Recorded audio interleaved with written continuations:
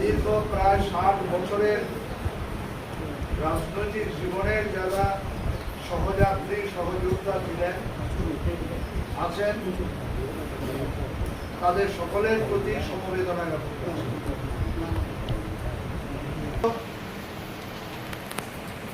CPIM Dharmanagar মহকুমা committee প্রয়াত comrade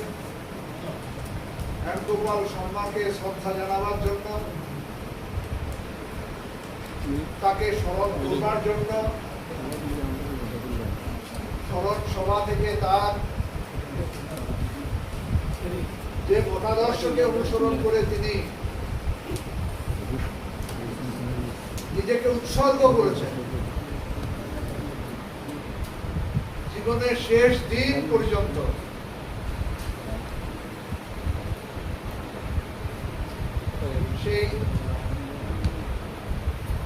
এই স্মরণ সভায়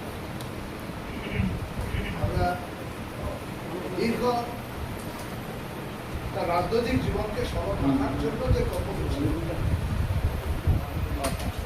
সেই জন্য অভিনন্দন জানাচ্ছি।